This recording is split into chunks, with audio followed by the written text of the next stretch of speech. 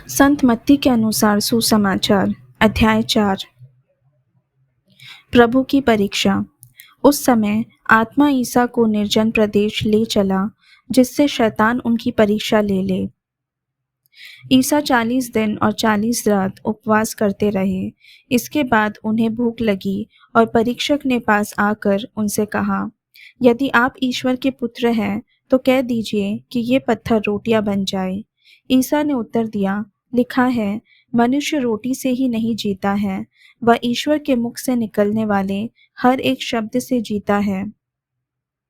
तब शैतान ने उन्हें पवित्र नगर ले जाकर मंदिर के शिखर पर खड़ा कर दिया और कहा, यदि आप ईश्वर के पुत्र हैं तो नीचे कूद जाइए, क्योंकि लिखा है, तुम्हारे विषय में वह अपने दूतों को आदेश देगा, वे तुम्हें अपने हाथों पर संभाल लेंगे कि कहीं तुम्हारे पैरों को पत्थर से चोट न लगे। ईसा ने उससे कहा, यह भी लिखा है, अपने प्रभु ईश्वर की परीक्षा मत लो। फिर शैतान उन्हें एक अत्यंत ऊंचे पहाड़ पर ले गया और संसार के सभी राज्य और उनका वैभव दिखलाकर बोला, यदि आप दंडवत कर मेरी आराधना करें तो मैं आपको यह सब दे दूंगा।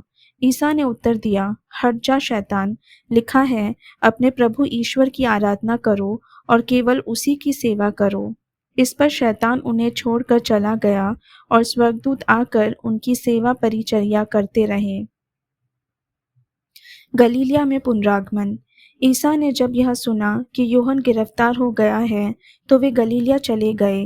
वे नासरत नगर छोड़कर जबूलून और नप्तली के प्रांत में समुद्र के किनारे बसे हुए कफरनहूम नगर में रहने लगे।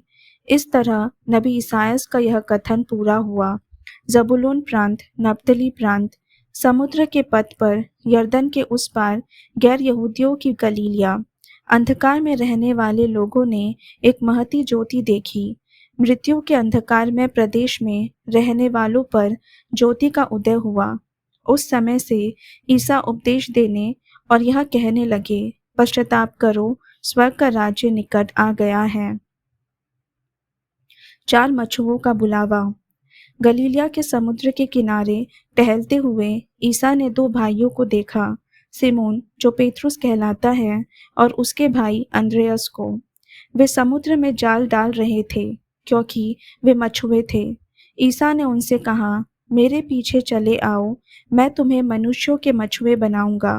वे तुरंत अपने जाल छोड़कर उनके पीछे हो लिए।